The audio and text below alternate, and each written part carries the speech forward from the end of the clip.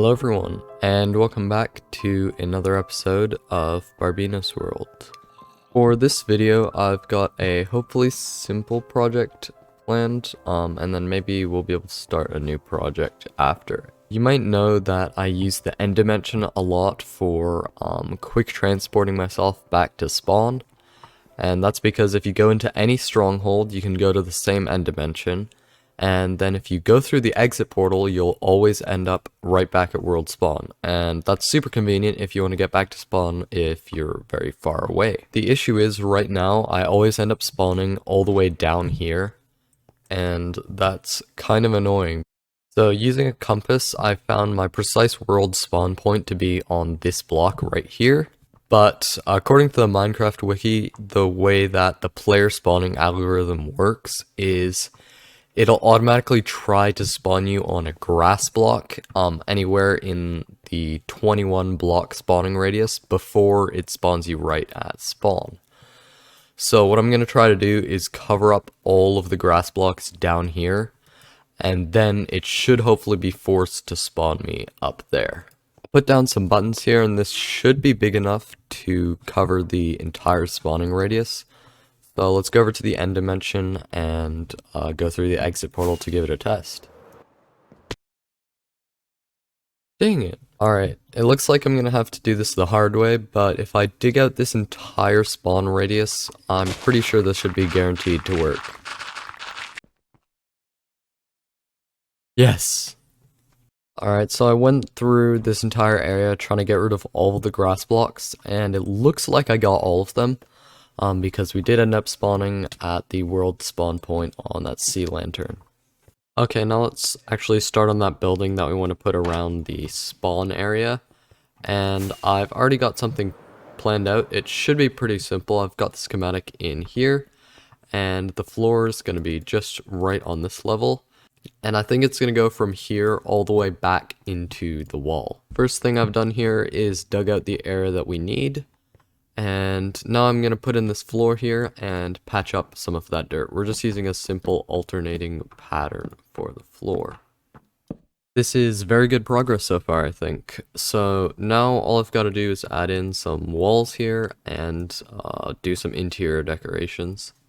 There we go. I finished up with a build. The exterior is just a dome, kind of like the same shape as this one, but we've got some more coloring on it. We've got some orange here. I didn't know what accent color to use, but I think orange goes pretty well with the acacia here, the magma there, and the pumpkin farm. The interior is pretty simple here, but also seems kind of cozy, I guess. We've got these lights and some potted plants. When you spawn right here, you've got access to a crafting table, your ender chest, and this barrel, which we can store some backup gear, maybe some elytras and rockets. But you might have noticed, though, that I don't actually have a door to get out of here. And that's where this button comes in. I want to set it up so that when I press this button, it'll teleport me to the Ender Pearl stasis chamber way over there. So that we can actually get into the middle of somewhere useful, and we could even teleport on to our castle from there. But to achieve this, we're going to need to lie down a ton of instant wire. Once again, we're going to connect this wire that goes from the button here all the way to the Ender Pearl stasis chamber by the farm storage, so it should be this way quite a while. Here's what the instant repeaters look like if you haven't seen them. They basically use sticky pistons pushing redstone blocks to trigger redstone line immediately rather than repeaters, which always provide a little bit of delay. Okay, the tunnel really wasn't that long. I've gotten to the end of it, and over here I've started attaching this wire to the other one. What I've done here is made the redstone go under these blocks and up some slabs there, and it attaches here. Okay, I finished up putting in all of those instant repeaters, and it should be working. Haven't tested it though. Okay, it's not working. I fixed one spacing mistake with the repeaters, and let's give it a go. Nice. Good stuff. Now that we've completed that spawn room thing, that should be a really nice convenience to have. But now I think it's time to get to work on our next big project. And that's going to be a medieval style village near our castle. My plan is to put it down there actually, and I've spent quite a while flattening that area because it used to have some hills and ponds and stuff, but now it's all grass. Whenever you have a really big flat area of grass, it's always very satisfying and easy to build on.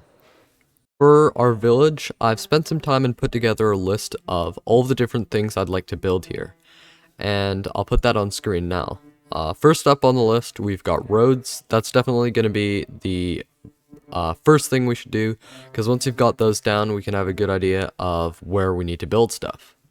First up, we're going to need a big main road, and since we already have a village here, which shouldn't be a big problem, we'll just kind of ignore it for now until our village expands out here. I still want to incorporate the road from this village though. I'm going to continue it on this way, and that's going to be the main road for our village. I want to make this road quite big actually. I think 5 wide should do the trick.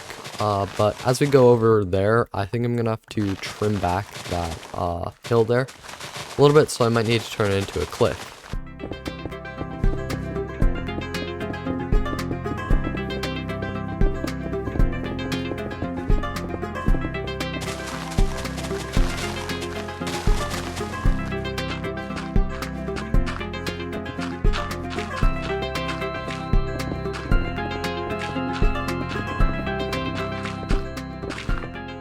Okay, there we go. I've put in all of the paths that I need, I believe. So basically we've got that one main road going through the middle, and we've got a couple other roads branching out from it. We have that road at the back that's going to go around to maybe a house on the river there, and then we've got another road that's going here, and we could have maybe 2 small houses in between the main road and this road. For all the side roads, I use the same path design that I normally use with the cobble, andesite, and gravel, but for the main road, I use some stone and stone bricks to make it look a little bit more fortified. Now that the whole framework is in though, I should probably start working on planning out where I'm going to put all of my builds. So I'm going to grab some temporary blocks and make some outlines for where I want the builds to go. So first up, I want to put some building right here, because it's going to be the nearest one to the river. I think this one should probably be like a mill, and I could attach a water wheel to it over there. So maybe I should move this a little further down the hill.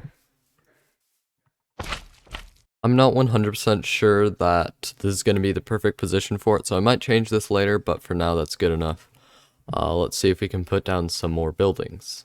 Okay, I added 2 more buildings in here. This one is going to be like a bakery. I'm not really an expert on medieval villages, but maybe if the mill produces flour, that could go over here to the bakery, and then the baker could make a bread. Also, this one's going to be a blacksmith's forge, and like the front of it is going to be here, and then there might be like some chimneys coming up from this part where the metal's actually being forged. Alright, so as we move in closer to the main road in the center of the town, I want to have some more residential areas. I've laid out the templates for a few more houses. We've got a house here, another house, a well, a house, and this might be an inn or like somewhere you can get food. Over here we're going to have a bit of a larger farmhouse, which is going to be kind of close to all of the fields and pastures, which are going to be this way. And there we go. I think I'm done planning out every single one of the builds that I'm going to do here. And what I've got here is a church right here, and a small house here. We've got some wagons on the side of the road near kind of the entrance to the town. And then we have this large like housing complex where a bunch of people could live together. And then just a few more houses along with everything that you saw before. I also forgot to mention this watchtower in the corner with a small building attached to it. But now I think it's time to start talking about the actual build style that I want to go with. I don't have anything really planned out just yet, but my idea is to go into creative and plan out one of these builds entirely, and kind of use that to plan out my style, And then from there, I can build that in survival and base all of the other builds here off of it. Okay, I'm in creative now, and I've spent quite a while designing these houses actually. And an important part of it was actually picking these blocks. And yeah, I went back and forth, but I eventually decided on this palette here. Since these three go together, they'll go well for a brick base for the building. The spruce logs can be the pillars. This is going to be the roof, and also some accents can also be made out of spruce. We have some windows out of iron bars because I don't think they had glass back then, but I also don't know if they had iron. Anyways, we also have these bone blocks to represent like plaster for different walls. Anyways, I use this block palette to design not one, but actually 3 different houses that are in front of me now. These are all supposed to be kind of based off of primitive medieval architecture, so none of this is like really modern or advanced. But yeah, this first building is kind of long and skinny, and it's also really tall, and the building also kind of expands as it goes up. And yeah, I like that shape. This one's a bit shorter, but its shape is actually a little bit more complex because we've got a bunch of different parts sticking out, and also this roof which sticks out only in the middle. Finally, we've got this log cabin. And this one's a little bit different because I introduced the stripped oak log as a new block. And I did that just to try to make this one look a little bit more unique. Because yeah, it is a log cabin, whereas these ones are more of like townhomes. But now that we've got all 3 of these designs down, I should be able to either use or interpret one of these designs into being most of the builds that I've planned out for my village.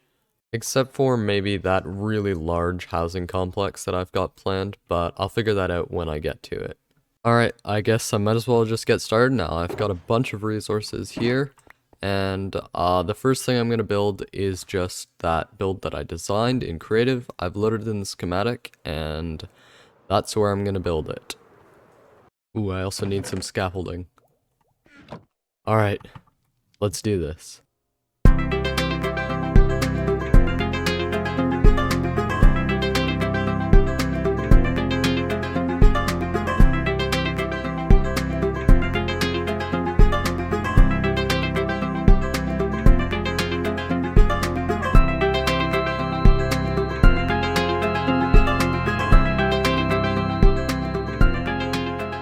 Okay, I really like it. I actually speed built this in about like half an hour or less, just because I had the schematic. It was super easy. Anyways, it looks really good, and it also fits in with the surrounding area pretty well, I think. And hopefully this is gonna look even better when we get more builds in with this same style. By the way, on the inside of here, it's completely empty. I might decorate these builds later, but definitely not until I get all of them in. Next up, I want to try doing that smaller log cabin that I planned out. And that's going to go right here beside the big house. So that we'll eventually have like 3 structures here. We'll have the really big one, the medium-sized one, and then we'll just have a little well over here. Okay, let's do it.